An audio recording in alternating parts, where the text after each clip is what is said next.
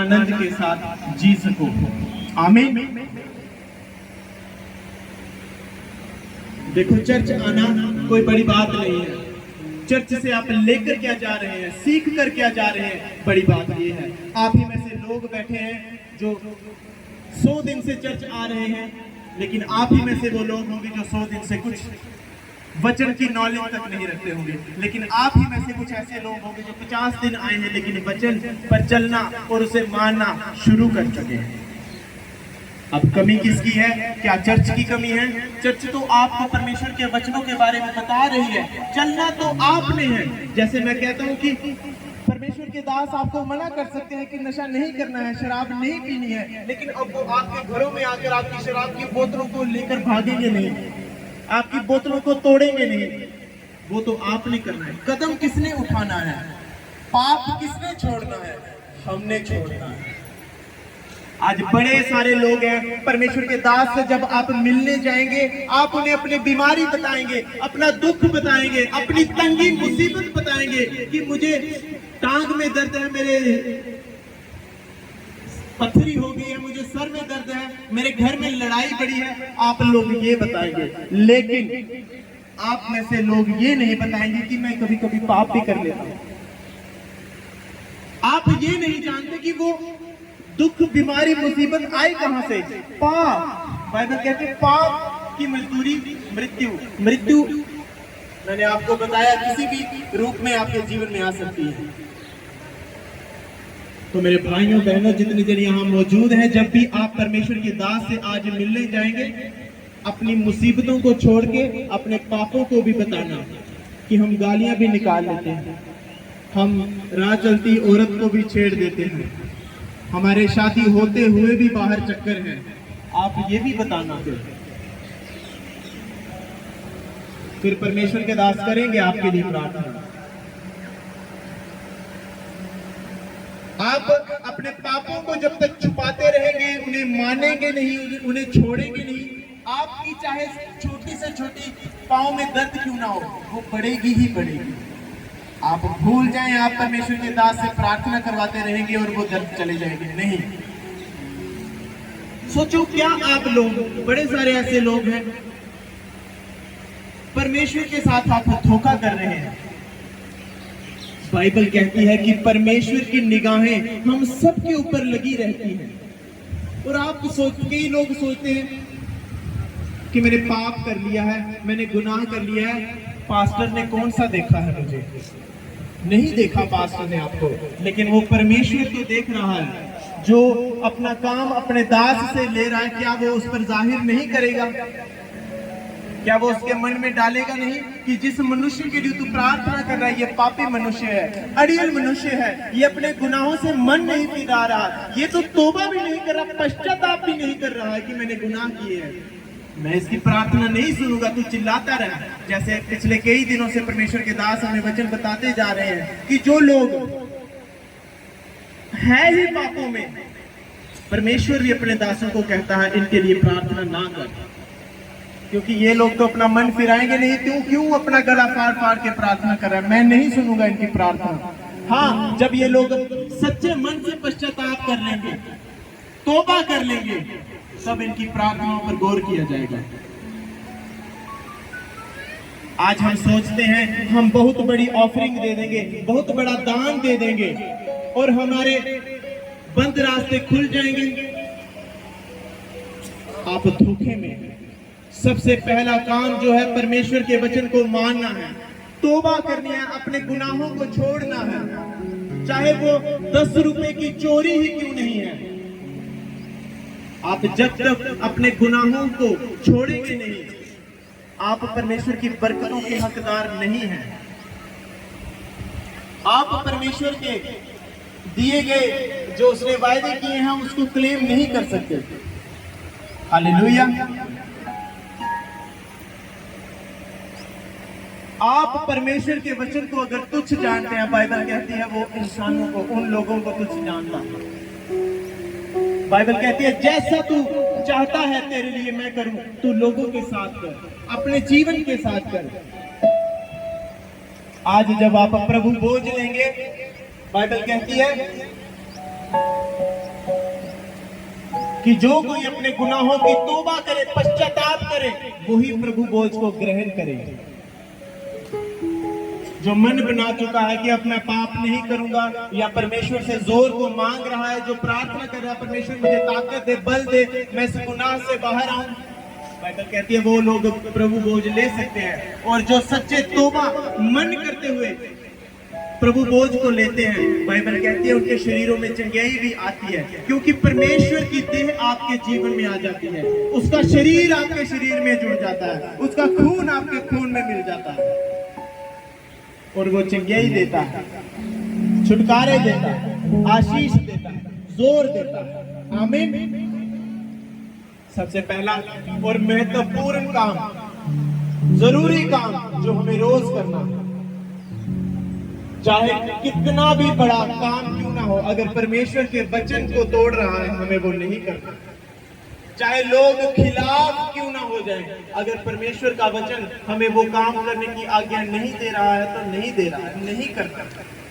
और चाहे कितना भी लोग आपको रोकें, अगर परमेश्वर का वचन जो चीज कहने के लिए कर रहा है उसे करना है। परमेश्वर आनंदित तो होता है ऐसे लोगों के लिए जो विरोध में भी परमेश्वर के नाम की महिमा को बढ़ाते हैं। आमीन।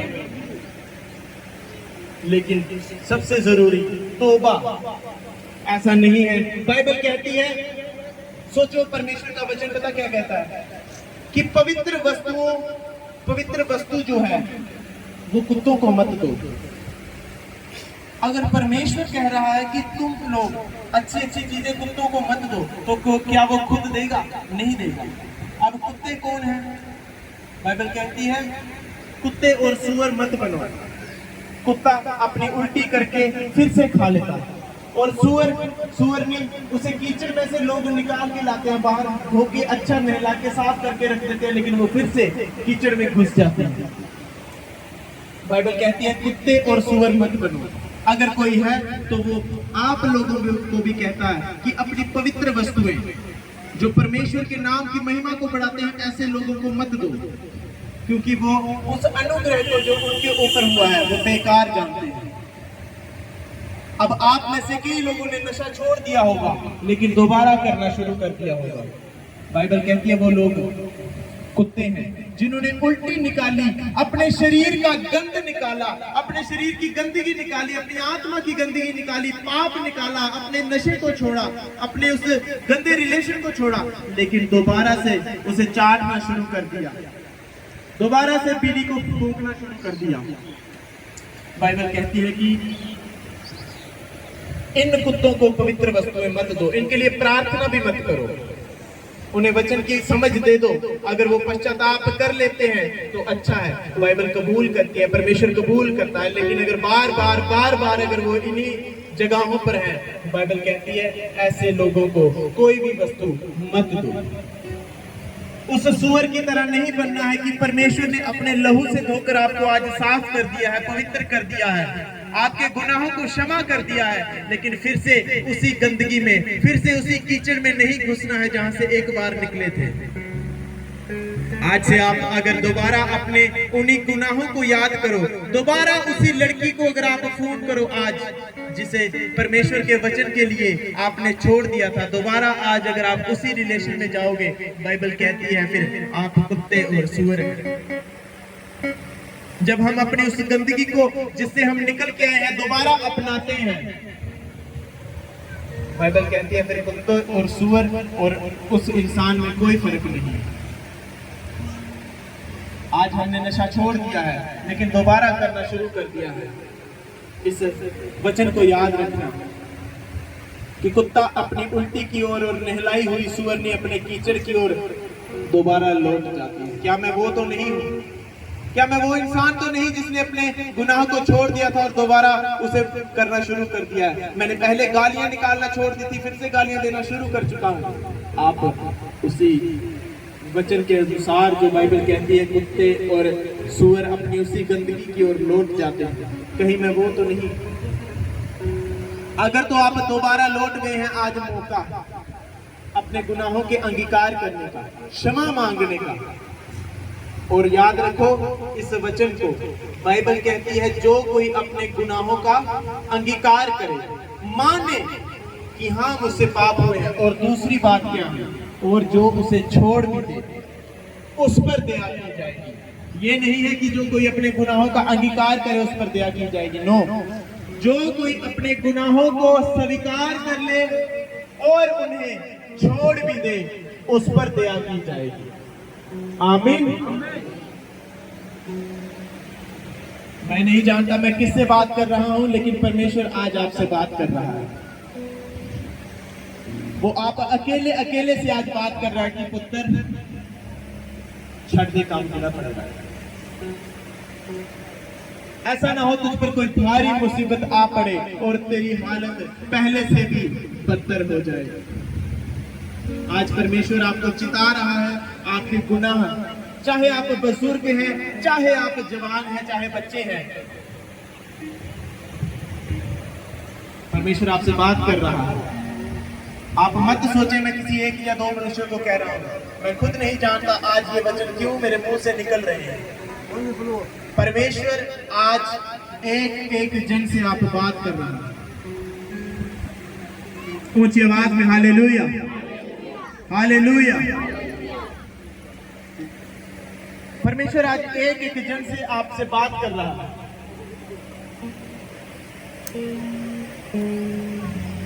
ऊंची आवाज में हालेलुया। परमेश्वर आपसे बात कर रहा है। मेरा विश्वास है वो आपको आपके गुनाह याद दिला रहा है। वो जो पाप आपसे जाने अनजाने में हुए हैं वो आपको याद दिला रहा है, और वो याद इसीलिए दिला रहा है कि आप उसकी आज क्षमा को मांग लें। आप पास्टर को बेवकूफ बना सकते हैं, उसके सेवकों को बेवकूफ बना सकते हैं, लेकिन याद रखना आप लोग परमेश्वर को बेवकूफ नहीं बना सकते। उसकी निगाहें, उसके कान हमेशा आपकी ओर लगे हैं, जो आपकी हर एक कार्रवाई को देखते हैं कि आप क्या कर रहे हैं, क्या आप परमेश्वर के वचन में हैं कि नहीं है, क्या आप उसके वचन को पूरा कर रहे हैं या तोड़ रहे हैं। आप सोच रहे होंगे कि आप किसी कोने में छुपकर सिगरेट पी लेंगे और आपको कोई ना देखे। आज से जब आप ये करेंगे, याद रखना परमेश्वर आपको देख रहा है। जब आपके जीवन में ये चीज आप समझ जाएंगे कि आप जो भी काम कर रहे हैं परमेश्वर आपको देख रहा है, सुन रहा है, आप बड़े सारे गुनाहों से बच जाएंगे। आमीन। औरतें, आज से जब आप चुगलियां करने बैठे आप ध्यान रखना, परमेश्वर उन चुगलियों को सुन रहा है। आप किसके बारे में बोल रहे हैं, आप किसके खिलाफ बोल रहे हैं, किसको भड़का रहे हैं। आज आपके पास अगर ताकत है बोलने की और आप किसी का घर तोड़ रहे हैं, वो समा आपके घरों में भी जल्दी आ जाता है। लेकिन अगर आप किसी के लिए आशीष को बोल रहे हैं, आशीष को मांग रहे हैं, आशीष फिर आपके द्वार के पास भी खड़ी रहती है। आमीन। ध्यान रखना है, परमेश्वर का देह और जब उसका लहू आप ले, आप मेक श्योर करें कि आपने तौबा कर ली हो, अपना मन बना लिया हो कि अब दोबारा मैं पाप नहीं करूंगा। जो जो वचन आपको बता दिए गए हैं कि क्या क्या पाप है परमेश्वर की निगाह में, उन चीजों से हटना है। चाहे आपके साथ के लोग नशा क्यों नहीं करते, लेकिन आपने वचन सुन लिया है कि नशा करना परमेश्वर के वचन के अनुसार नहीं, तो आपको वो नशा छोड़ना होगा। चाहे वो आपको कितने भी पैसे देकर कहीं दूर लेकर जाने के लिए क्यों ना कह रहे हो कि नशा कर रहा है, लेकिन आपने नहीं जाना। आपकी कोई भी खास सहेली क्यों ना हो, चाहे चर्च की हो, चाहे बाहर की हो, चाहे दरानी जेठानी कोई भी हो, आज से जब चुगली शुरू हो तो चुप कर जाना, उस जगह को छोड़ देना, वहां से निकल जाना या बात को बदल देना। आप अपने ऊपर आने वाले दंड को रोक लेंगे।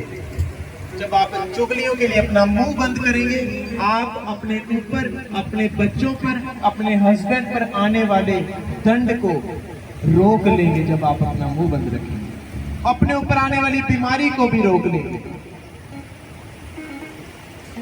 जब आप अपने कदमों को पाप की राहों पर जाने के लिए रोक लेंगे, आप अपने ऊपर आने वाली मृत्यु को रोक लेगी। Hallelujah hallelujah. जैसे जैसे आप पाप करते जाएंगे, बाइबल कहती है उसकी सैलरी इकट्ठी होती जा रही है। वो मौत किसी भी रूप में आ सकती है, बीमारी के रूप में, बच्चे आपके नाश हो सकते हैं, बिगड़ सकते हैं, किसी भी रूप में आ सकती है। आप नहीं अपने आप पर घमंड कर सकते कि मेरे नाल कख नहीं हो सकता, नहीं कख नहीं हो सकता कि मैं ये करना ना, मैं वो करना ना। नो, बाइबल कहती है परमेश्वर सब जनों को एक सम्मान देखता है। उसके ऊंचे से ऊंचे पद पर चढ़ा हुआ व्यक्ति भी अगर पाप करे, बाइबल कहती है वो उसे भी सजा देता है। और नीचे से नीचे बैठा हुआ बंदा भी अगर परमेश्वर के वचन पर चले तो वो उसे भी ऊंचा करता है। आमीन। आप मत सोचे मैं नीचे बैठा हूँ, मैं पीछे बैठा हूँ। अगर आप परमेश्वर के वचनों पर चल रहे हैं तो वो आपको ऊंचा करेगा, आपके परिवारों में, आपके घरानों में, आपके मोहल्ले, आपके नगरों में जहां पर आप काम करते हैं। आमीन आमीन। क्योंकि अगर आप परमेश्वर को जान ही चुके हैं तो क्यों ना अब सही तरीके से चला जाए, अपने जीवन को परमेश्वर के वचन के अनुसार जिया जाए। Hallelujah hallelujah. मेरा विश्वास है वचन आपके जीवनों में आज उतरा होगा। कितनी भी बड़ी बात क्यों ना हो, अपने मुंह से गालियों को ना निकलने दें। किसी और चीज के आगे यीशु के सिवा कभी भी अपने सरों को ना झुकाएं। आपका एक ही परमेश्वर होना चाहिए, आपका बाप एक है, आपका खुदा भी एक होना चाहिए। आपने कहावत सुनी होगी पंजाबी में कि जो ज्यादा घरों के मेहमान होते हैं वो अक्सर भूखे रह जाते हैं। आप दर दर अपने सरों को झुकाएंगे, आप भूखे रह जाएंगे। एक को मान लो, एक को जान लो, एक को हो जाओ। आपका पति एक है, आपका परमेश्वर भी एक ही होना चाहिए। ये नहीं है कि आज ये दिन है तो आपके खुदा बदल गए, आज कोई और दिन आ गया आपका परमेश्वर आपसे बदल गया। चाहे कैसे भी हालात क्यों ना हो, कैसा भी मौसम क्यों ना हो, जीवन में क्या ना चल रहा हो, आपका परमेश्वर यीशु होना चाहिए। आपको उस पर विश्वास होना चाहिए। क्या अगर आपको आपके पिताजी, आपके डैडी अगर आपकी मांगी हुई मुराद को अगर आज पूरा ना करे तो क्या आप अपने बाप को बदलेंगे? आपका हस्बैंड अगर आज आपकी इच्छा को पूरा ना करे या आपको समय वेट करने के लिए कहे तो क्या आप अपने पति को बदल देंगे? नहीं। उसी प्रकार अपने परमेश्वर को भी, ये नहीं कि दुख आया तो बदल दिया, हालात खराब हुए तो बदल दिया। आज परमेश्वर ने प्रार्थना नहीं सुनी तो परमेश्वर से मुंह मोड़ लिया और किसी और को अपना परमेश्वर बना लिया। हमारा एक ही परमेश्वर होना चाहिए। आज प्रभु बोझ लेने से पहले अपने गुनाहों की तौबा करनी है। मेरा विश्वास है पवित्र आत्मा ने आपको आपके गुनाह याद दिलाए होंगे कि आप किस गुनाह में हैं, कि आप कहाँ चोरी करते हैं, आप जिस रिलेशन में हैं वो गलत है, आप जिस नशों को, बीड़ी को, तंबाकू को ले रहे हैं वो परमेश्वर के मंदिर को ढाने के लिए है और वो गलत है। आप कैसे उस मुंह से परमेश्वर का नाम ले सकते हैं जिस मुंह में आपने नशों की चीजें रखी हैं और प्रार्थना करेंगे और आप सोचेंगे कि परमेश्वर आपको उत्तर देगा? नहीं होगा। आप जब परमेश्वर के लिए संपूर्ण समर्पित हो जाएंगे, परमेश्वर भी आपके लिए तैयार रहेगा, आपकी दुआओं को वो बाकी लोगों से अधिक तेज पूरा करेगा। आमीन आमीन। लेकिन सबसे पहली आज्ञा, मन को फिराना है, तौबा करनी है। आप तौबा नहीं करोगे, आप भूल जाओ जिस चीज के लिए आप चले हैं वो आपको मिलेगी। उठाओ अपने हाथों को, अंगीकार करो तौबा के लिए।